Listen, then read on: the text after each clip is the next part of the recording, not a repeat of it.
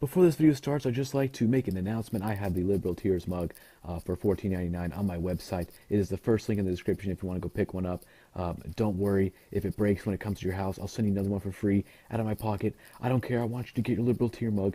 It comes in Liberal Tears white with the face, black with the face, white without the face, and black without the face. So pick whichever one you want, and it'll come to your door in about 3 to 5 days. So that should be epic.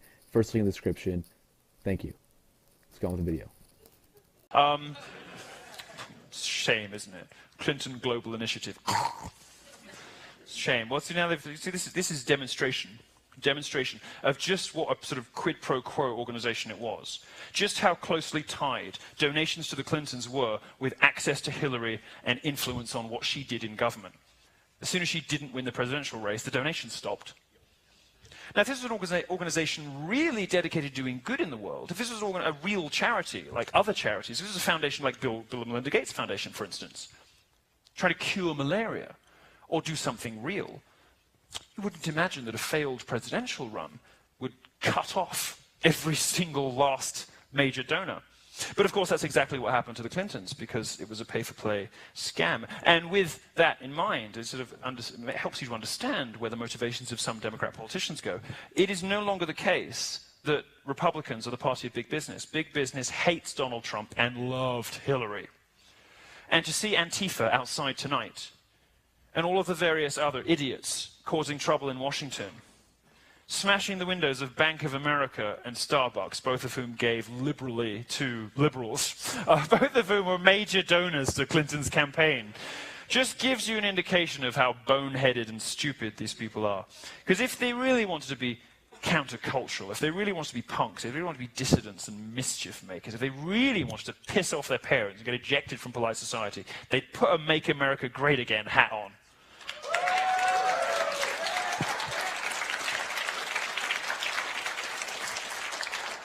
Now, I chronicled some of these logical absurdities, these sort of weird consequences of identity politics back in 2015, because I am always well ahead of the curve, and anyone who reads me and pays attention to my speeches is going to be really well equipped to deal with whatever happens in the next 12 months, because I'm really, really smart.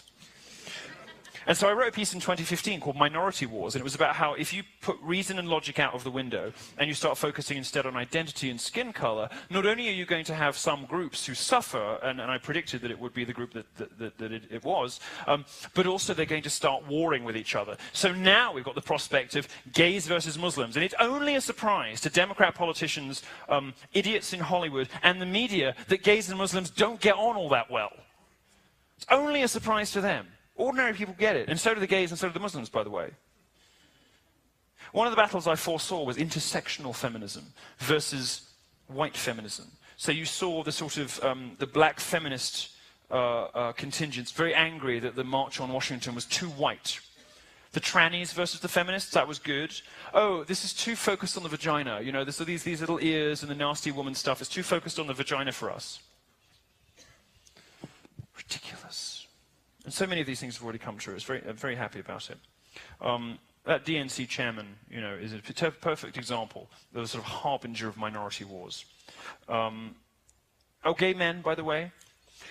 White gay men like me are no longer sufficiently oppressed because we're successful and handsome and doing okay, and finally realized actually we don't really need you anymore if we ever did, and in fact most of what you're doing with this trans stuff and pandering to Muslims is directly contrary to our interests, so how about you don't? The leftists turned around and said, you ungrateful bastards, we're putting you in with the racist rednecks. You're done. So now you see this stuff on the Daily Beast, sort of, oh, your Grindr profile preferences are racist. Really? I thought we got over policing gay sexuality, but all right, carry on, sweetheart. Some fucking idiot woman in New York blogging about how sexual preferences are socially racist. Some people just don't like whatever, you know?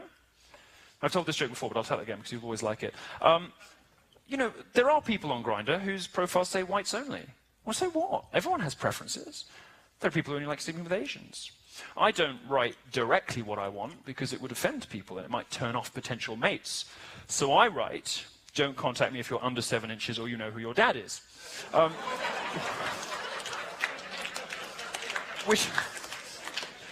Which achieves much the same result, and also has the added benefit of being a sort of quality filter. So if you can take a joke, you know, if you can laugh, then this sort of self-selects out the people who are likely to survive a conversation with me, let alone having sex with me, you know.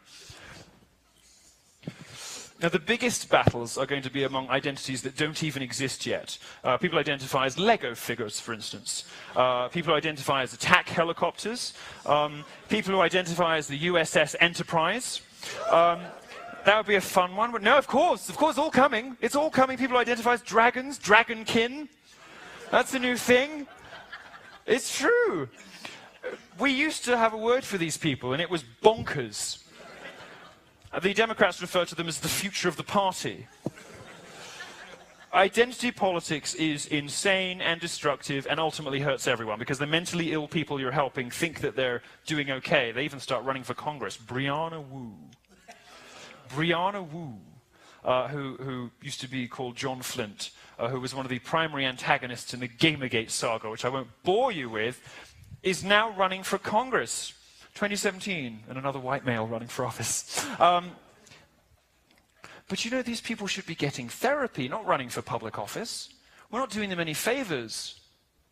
And of course, we're not doing any favors to people we demonize, setting them up in opposition either. Now, I've said tonight that all Democrats sound as crazy as the cat lady who wants to run the Democrat Party, but some of them aren't falling in line with the nutcases, and that's sort of people like the labor unions who represent people with real jobs. Now, none of you are going to have real jobs. You guys are going to be, you know, journalists, lawyers, doctors. I mean, fine, good for you. We can't work without you, you know, it's fine. But civilization, in terms of grand historical, you know, sort of civilizational collapse, you know, wouldn't happen if we had a few fewer accountants. You know, we could survive with less lawyers. We could probably make do with half the number of journalists. Now, of course, my audiences tilt toward the sensible end of the spectrum, so you're more likely, if you're in this room, compared to other lecture halls, to be studying engineering or science or maths or some other eminently sensible subject. But still, you know, how much you contribute to the sort of the spit in the earth of the country is up for debate. You are at college after all. But the labor unions, well, and you know which candidate they supported this year? Labor unions, which have never, in their history, I don't think, ever supported a Republican before. Well, they gush over Donald Trump. They love him. They love him. And there, you know, there are lots of Republicans who don't speak about Daddy the way that labor union leaders do. Here's a choice quote about Trump's decision to get rid of TPP. This is from a labor union leader. With this decision, the president has taken the first step toward fixing 30 years of bad trade policies that have cost working Americans millions of good-paying jobs. I'm going to give you one of my extremely rare trigger warnings. I'm going to give you a trigger warning. No, I have to, because I'm going to show you a graph. I'm going to show you a chart. People aren't used to numbers in my lectures. A dirty little secret about American workers that the left doesn't want you to know. This is an income chart, right? I'm sorry. I'm sorry. I'm going to inflict some maths on you. Anyone here doing maths, economics? Oh, God. What do they teach you at Colorado Springs? You can't all be gender studies majors. This is a sort of, I mean, I don't really know what it means, but no, this is, I do. The red line is the growth in median household income, right? So on the face of it, people are earning more, yeah?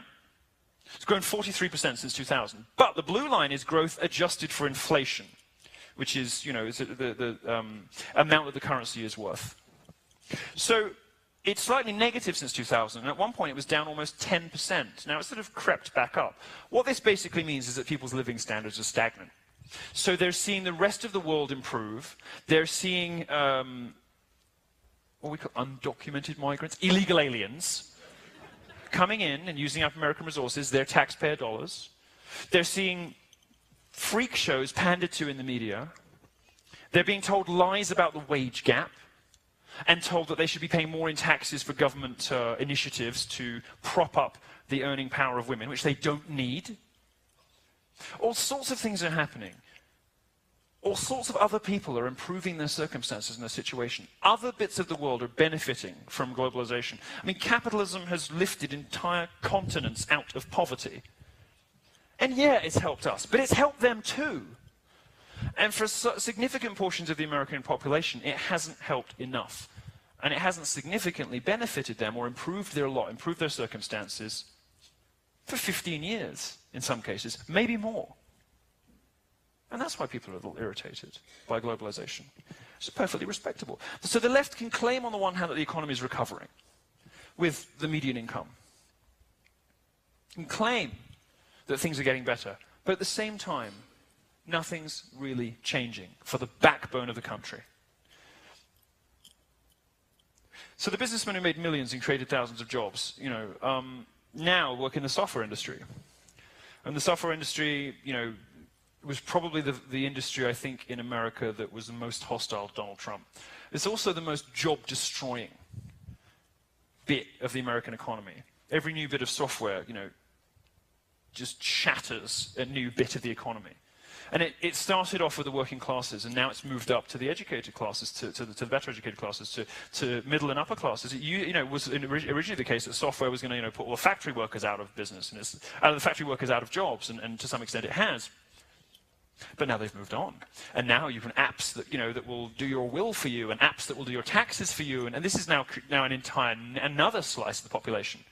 The first tier of professionals, the service industries. The service industries are all being put out of business now too, with apps that can take the place of human beings. Travel agents. Does anyone know a working travel agent? Anyone in this room know anyone who is a travel agent? Because there used to be fucking thousands of them. Everyone wants to go on holiday. Everyone wants to sit in a room and hear about Antigua. But I've never heard of anybody booking through a travel agent in the last 10 years. So this is, now technology is moving up and eating more and more and more jobs. And the people most hostile to Trump were the people who have a vested interest in destroying the kind of jobs for people whose wages are not getting any better. And politicians whose lives have been spent in the swamp don't get it and don't care. And I want to end this speech with a quick note about the men and women I've been talking about. As a foreigner, I've had more exposure, I think, to the working class during this tour than I've ever had before, except perhaps when growing up. I've discovered something about what I like to call real America, and it is the gulf, the vast, raging abyss between the way that the media talks about ordinary Americans and the way they really are. I will sometimes get off my tour bus at truck stops in Indiana or Louisiana or Tennessee in a fucking dress with makeup on. Sort of wandering over to the truck stop in heels. And what do I get? Don't much like some of your lifestyle choices, sir, but I've seen you on the internet and I think what you're doing is great. Good for you. I'll pray for you. That's the worst they say to you. The worst. And I'm like, God, I've got to ramp it up a bit. I need to have my bum out or something. It's the worst that people are good. People are smart. People are tolerant. People are loving. People are compassionate. Now, much of that is due to the heavy presence of Christianity in real America.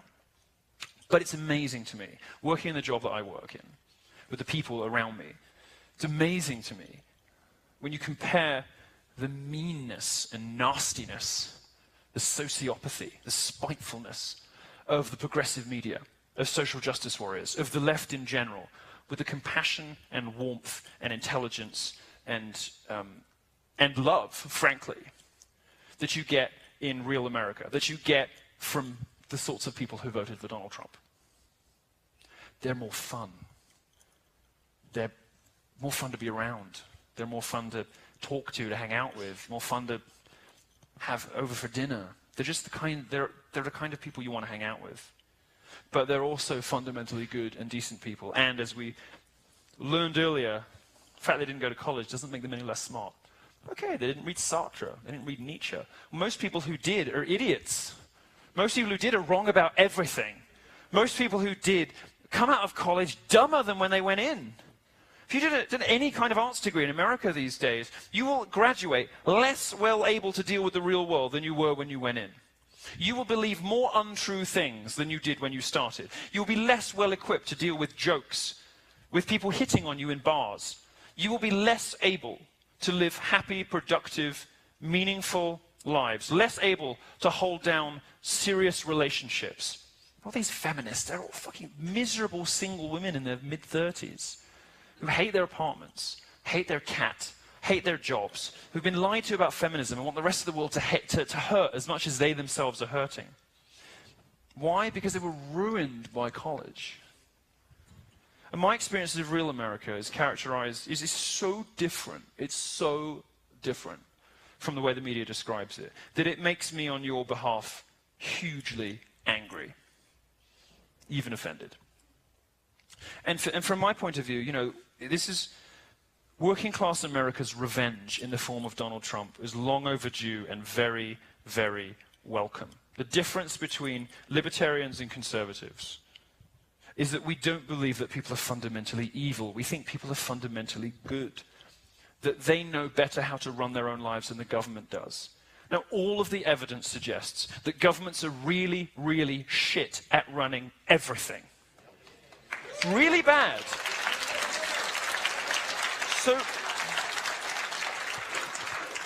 So why would we entrust these people with rules about how we can speak, what language we can use, what clothes we can wear, how we can express ourselves, what video games we can play? Why would we entrust this class of people, these in many cases remote, unaccountable, unelected people in the UN or whatever it is, you know, the various departments of government, Department of Education, just get rid of it.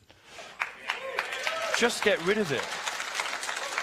Why would we entrust these people with our well-being? Why would we assume that they know better than we do how to live our lives? They don't know better. And in many cases, in most cases, perhaps in all cases, the people desperate to legislate how others should live are the people least qualified to do so.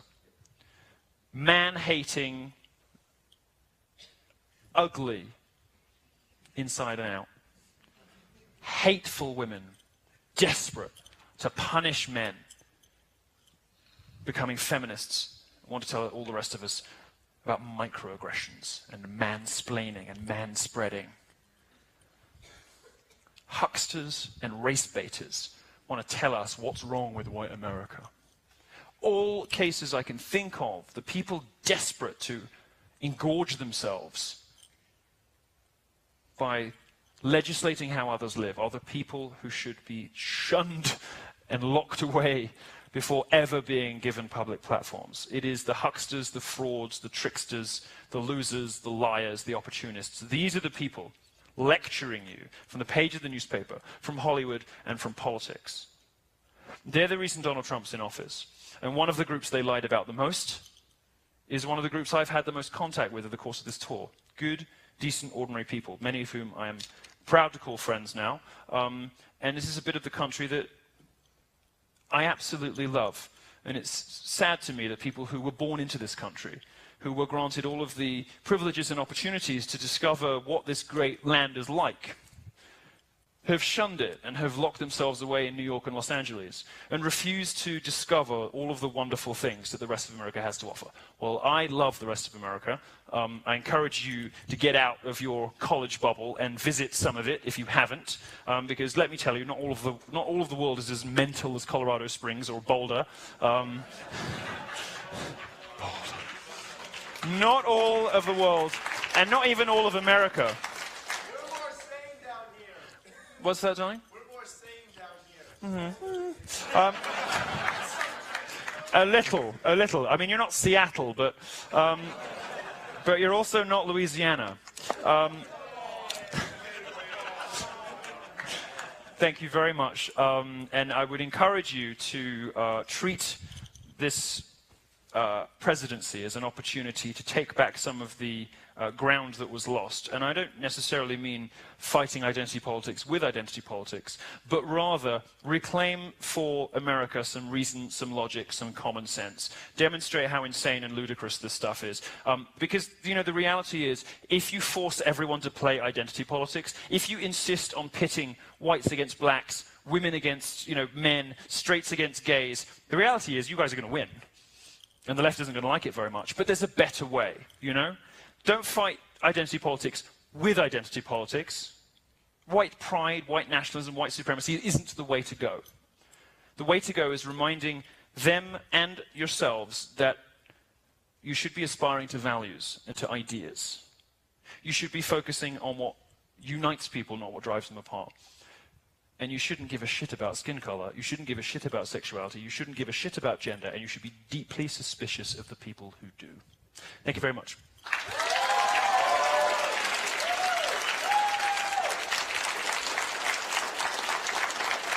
Thank you. Thank you. Thank you. No time for anything? I have to go? Okay. Now, I'm sorry to tell you, it's good news and bad news. The good news is you got... Is that me? Can anyone else hear her? All that cocaine has finally taken its toll. I'm kidding, I'm kidding, I'm kidding. No, everyone thinks I'm on it all the time. I'm just really fidgety. Kidding. Good news is you got to listen to an unusually long, detailed and excellent lecture by the most in-demand speaker on American college campuses. And it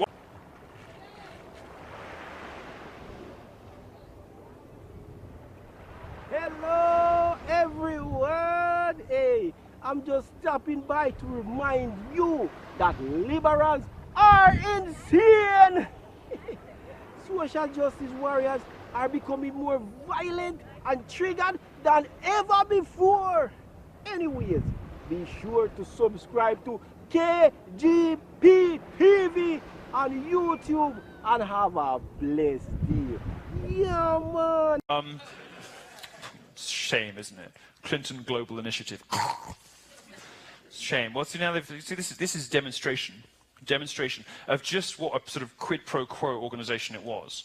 Just how closely tied donations to the Clintons were with access to Hillary and influence on what she did in government. As soon as she didn't win the presidential race, the donations stopped. Now, if this was an organization really dedicated to doing good in the world, if this was a real charity, like other charities, if this was a foundation like Bill and Melinda Gates Foundation, for instance, trying to cure malaria, smashing the windows of Bank of America and Starbucks, both of whom gave liberally to liberals, both of whom were major donors to Clinton's campaign, just gives you an indication of how boneheaded and stupid these people are. Because if they really wanted to be countercultural, if they really wanted to be punks, if they really wanted to be dissidents and mischief makers, if they really wanted to piss off their parents and get ejected from polite society, they'd put a Make America Great Again hat on.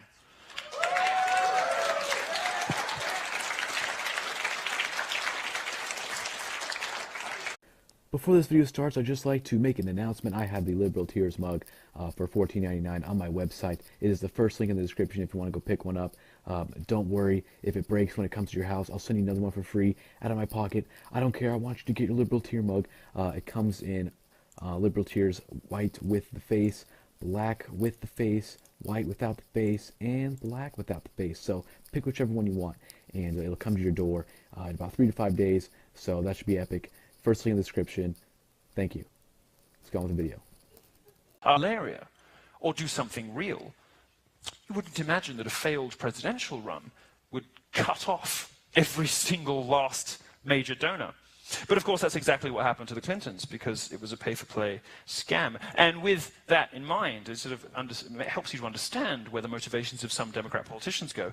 It is no longer the case that Republicans are the party of big business. Big business hates Donald Trump and loved Hillary. And to see Antifa outside tonight and all of the various other idiots causing trouble in Washington. Now, I chronicled some of these logical absurdities, these sort of weird consequences of identity politics back in 2015, because I am always well ahead of the curve, and anyone who reads me and pays attention to my speeches is going to be really well equipped to deal with whatever happens in the next 12 months, because I'm really, really smart. And so I wrote a piece in 2015 called Minority Wars, and it was about how if you put reason and logic out of the window and you start focusing instead on identity and skin color, not only are you going to have some groups who suffer, and I predicted that it would be the group that it was,